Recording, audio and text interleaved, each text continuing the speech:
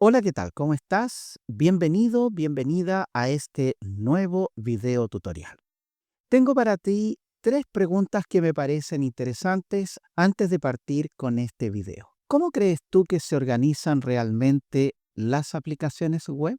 Si tuvieras que construir una aplicación web desde cero, ¿cómo separarías su lógica, la interfaz de usuario y los datos? Y si MVC inició en los años 70, como veremos más adelante, ¿por qué sigue siendo uno de los patrones más utilizados hoy en día? Estas preguntas son para iniciar este video que trata de uno de los patrones arquitectónicos más utilizados en las aplicaciones web de hoy. No digo que sea el único, en realidad es más que eso, está de base en casi todo lo que creamos hoy a nivel de aplicaciones web. Y se trata del modelo Vista Controlador o conocido como MVC. Vamos al contenido. ¿Qué es MVC? Según lo que leemos aquí, es un patrón de arquitectura de software que separa los datos y la lógica de negocio de la interfaz de usuario, dando origen a tres componentes. Estos componentes son el modelo, la vista y el controlador. ¿Qué es el modelo? El modelo representa la información que el sistema opera, que se asocia con clases que gestionarán operaciones con bases de datos. Si ya tienes experiencia programando orientado a objetos, cuando hablamos de clases, justamente se trata de estructuras de código que en este caso puntual van a operar o van a gestionar las llamadas y las solicitudes relacionadas con datos. Si tú tuvieses datos en modelos relacionales o no relacionales, estos modelos te ayudarían a obtener esa información. Habitualmente estas clases operan, si es que usan frameworks, por ejemplo, a través de lo que se conocen como ORM o Object Relational Map o mapeadores de objetos relacionales, ¿cierto? Si nosotros pudiéramos traducirlo un poco al español. El objetivo de estos ORM es permitir un sistema abstracto, podríamos decir, en la que el desarrollador ya no usa directamente el lenguaje SQL para hacer sus consultas a la base de datos, cualquiera sea esta, no importa en este instante qué motor de base de datos usas o si estás usando motores relacionales o no relacionales. Lo que importa es que se produce o se crea un lenguaje abstracto, es decir, que es amigable con el desarrollador y que le permite hacer consultas a la base de datos. El famoso CRUD, ¿cierto? De crear, eh, de leer, de editar y de eliminar. Hablemos un poquito ahora de las vistas. Las vistas se refiere, por supuesto, a las interfaces de usuario con las cuales se ve la información, permitiendo a quienes interactúan con la aplicación consultar, manipular o solicitar acciones que tengan que ver con procesos de negocio. Es lo que diríamos nosotros la, el componente que le permite a un usuario común y corriente, con conocimientos técnicos o no, operar un sistema, una aplicación. Esta aplicación, por supuesto, de manera abstracta, decimos acá, representa el modelo de negocio. Porque vamos a suponer que trabajas tú en una multitienda y eres un vendedor o vendedora y haces, por supuesto, una venta, ingresas los datos respectivos en esa computadora con el sistema X y cuando tú presionas un botón, se produce por detrás una consulta a la base de datos que le permite, en este caso, registrar la venta. Pero partiendo de la base que tendremos que saber a través de un código el producto, el valor del producto, si corresponde o no a descuentos, al cliente, etcétera, etcétera. O sea, una serie de datos que efectivamente le permiten al sistema registrar esa operación. Esa operación, ese sistema es operado por un usuario final, le conocemos también, y lo que hace que esa persona se familiarice con el sistema es la capacidad de la interfaz para representar fielmente o lo más cercanamente posible las necesidades de ese usuario. Así que hacer una interfaz de usuario no es solo crear pantallas, un formulario y botones, sino que tiene que adaptarse lo mejor posible a las necesidades de negocio y también hay que considerar las necesidades de los usuarios propiamente tal. Veamos el tema del controlador. Es una instancia donde se controla mayoritariamente la lógica de negocio de las aplicaciones. Y digo mayoritariamente porque hay frameworks que hacen ciertas diferencias entre el modelo y el controlador. Me explico. Quiere decir que hay frameworks en donde el foco de la lógica de negocio no está solo en el controlador, sino lo comparte con el modelo. En otras palabras, el modelo también tiene algunas de estas acciones que yo menciono acá. Por ejemplo, validar las solicitudes de información que son gatilladas por eventos ejecutados en las interfaces de usuario. Presionar un botón, ¿cierto? Eso hace que se produzcan una serie de procesos y acciones que le permiten, ¿no es cierto?, al sistema operar. Estas validaciones podrían ser complementadas por el modelo, ¿ok? Así que el modelo no es necesariamente un componente pasivo que solo recibe solicitudes y las procesa, sino que también puede tener mecanismos compartidos de validación, por ejemplo, para evitar que si se le pasan ataques o datos mal ingresados al controlador, ese error no se propague hacia el modelo, ya que aquí consideramos que los datos son el capital más relevante de la aplicación, por lo que al proceso de negocio le corresponde. En segundo término, mencionamos que solicitar información a los modelos. En general, los controladores, desde el punto de vista clásico, lo que hacen es recibir datos y enviar esa solicitud, validación previa, hacia el modelo y luego reciben los datos del modelo y ellos a su vez se los comparte a la interfaz. Por lo tanto, como dice acá el tercer punto, es enviar los datos solicitados a las interfaces de usuario. Ustedes se van a encontrar dentro de las representaciones variables que existen sobre el modelo MVC algunos ejemplos, ¿cierto? Como este, donde tenemos un usuario que solicita datos, pero aparentemente pareciera que la persona los solicita al controlador, pero en realidad lo que ocurre es que la persona lo hace a través de la interfaz de usuario, ya que un usuario común y corriente no tendría por qué saber cuál es la arquitectura que está detrás del sistema, ¿verdad? Es lo que llamamos backend, aquello que está por detrás, ¿cierto? Lo que está en el background o trasfondo de la aplicación. Por lo tanto, el usuario solicita a través de una interfaz, de una vista, ¿ya?, los datos que requiere, el controlador recibe esos datos que vienen de la vista, hace las consultas en una comunicación bidireccional con el modelo y el modelo disponibiliza esos datos a través del controlador y el controlador a su vez los disponibiliza a través de la vista. Pero como digo, estos enfoques no son absolutos, sino que pueden variar en función de la naturaleza de las aplicaciones, ya que lo que también se busca en informática es que en el caso del desarrollador, éste pueda construir pequeñas aplicaciones, ¿verdad?, que puedan eh, responder a solicitudes, sobre todo si son masivas, pero sin tener una infraestructura demasiado grande, porque esto cuando se creó, eh, digamos, conlleva una infraestructura. De hecho, MVC está pensado para lo que se conoce como estilo monolítico, es decir, una aplicación que lo hace todo.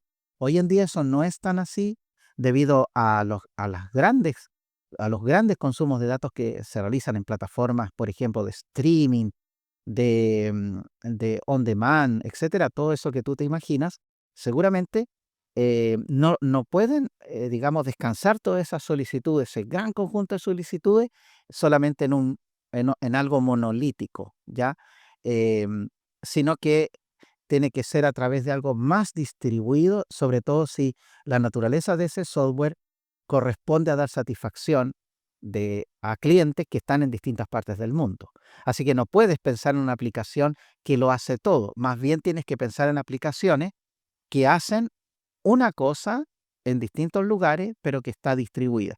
Sin embargo, la idea de MVC permanece, aunque no permanezca necesariamente la estructura. Hablemos un poquito de historia para darle contexto a lo que estamos conversando a través de este video.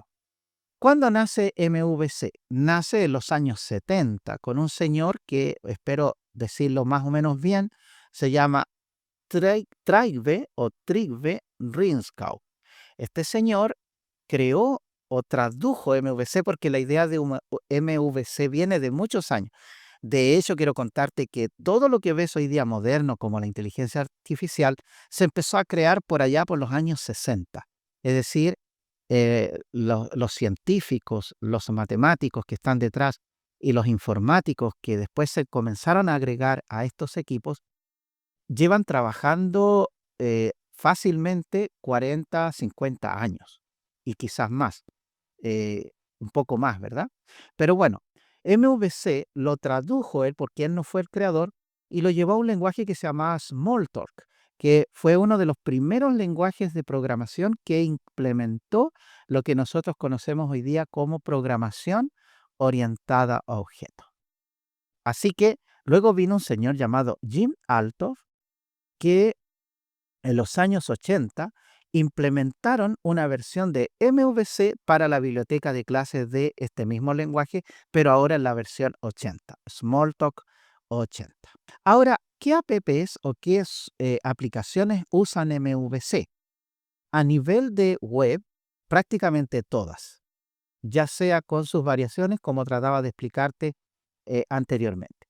En el comienzo, MVC nace para las aplicaciones de escritorio, pero después las tomaron las aplicaciones web porque las aplicaciones web lo que han ido haciendo con el tiempo es ir a propósito de que la Internet nos ofrece grandes capacidades de accesibilidad remota. En cualquier parte del mundo tú puedes tener una empresa y administrarla remotamente a través de un software. Lo que hace la web, aprovechando todas esas capacidades, es ir replicando lo que antes era de escritorio por la web. Y un ejemplo clásico ya de esto es Office, ¿cierto? Aunque no fue la primera, sino que fue Google, según mi experiencia, pero hoy en día Office 365, por nombrar esta herramienta, tomó lo que hacía, no lo ha descartado completamente, pero hoy día tú puedes crear un Word, puedes crear un Excel, puedes crear un PowerPoint en la nube. Y ahí tienes un ejemplo de aplicación web del modo de servicio, ya un servicio basado en la nube. Por lo tanto, tú eventualmente podrías no tener instaladas estas aplicaciones en tu computador y sin embargo poder usarlas si tienes una cuenta de Hotmail o si perteneces a alguna organización que tenga el convenio y las licencias respectivas. Así que en la aplicación web es donde mejor se ha implementado este patrón arquitectónico en diferentes lenguajes de programación a través de lo que nosotros llamamos frameworks. Los frameworks son un conjunto de aplicaciones y librerías cuya promesa, podríamos hablar así, es hacer lo que más se pueda. Así que hoy día prácticamente un framework puede hacerlo todo y cada lenguaje tiene su o sus frameworks. Por ejemplo, acá tenemos el caso de Angular, de Backbone.js, que entiendo que es de JavaScript, Node.js, Meteor, Ember, por nombrar una infinidad que voy a compartir contigo ahora. Mira los lenguajes, no los voy a leer todos, pero por ejemplo, .NET tiene 5 frameworks con diferentes tipos de licencia. El .NET, hay un .NET por supuesto de Microsoft, pero hay otros que son de Apache, ¿ok? Es la licencia. ¿Y cuáles son el más famoso? ASP.NET MVC, que se enseña en varios centros de estudios de educación superior, pero aquí de hecho hay uno que no aparece curiosamente, que es eh, .NET Core, que es libre, ¿ya? No sé cuál es la licencia que tiene, pero .NET Core o NetCore es uno de los frameworks más usados hoy día en la web. Ya, este ASP.NET es más clásico. Después tenemos lenguajes como C++, Delphi con sus frameworks, Ruby. Ruby tiene varios frameworks. El más conocido es Ruby on Rails, que tuve el gusto de trabajar con él un tiempo. Muy bueno. En realidad ningún framework es malo.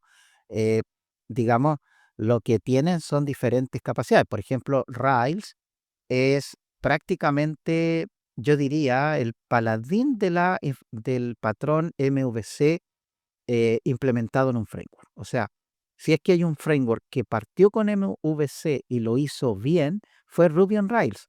Algunos especialistas dicen que si muriera Ruby on Rails, dejaría como recuerdo, como legado, la implementación de MVC dentro de su como patrón arquitectónico para el desarrollo de aplicaciones web. Ruby no es un lenguaje web nativo, pero a través de Rails logra esa combinación para ser web y hay muchas empresas que lo usan en el mundo. Pero hay muchas más frameworks, algunos son micro frameworks, lo que significa que tú puedes hacer pequeñas aplicaciones utilizando, digamos, bases, valga la redundancia, básicas para trabajar. Y Java, el gran lenguaje, uno de los lenguajes, podríamos decir, que es si hay un lenguaje que es, podríamos decir, el prototipo o el referente, para decirlo mejor, de los frameworks es Java y de la programación orientada a objetos. Es un lenguaje multiplataforma, excelente y tiene una gran cantidad de frameworks. Hay algunos acá como Spring Boot, que es muy conocido, Strut y otros que trabajan justamente con Java.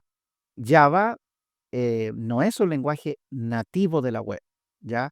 Nace en otro contexto, en el contexto de las aplicaciones de escritorio, pero como la web la lleva, igual que las aplicaciones móviles, entonces Java implementó framework para poder también entrar en el mercado de las aplicaciones web. Y JavaScript, que JavaScript nació como un lenguaje web, uno de los primeros, creo que el primero, y que primero era la parte del frontend, es decir, todo lo que son interfaces de usuario, interacciones, varias librerías. Seguramente te suenan jQuery, Prototype, Ajax, JSON, etcétera. Un montón de librerías y elementos que se han introducido.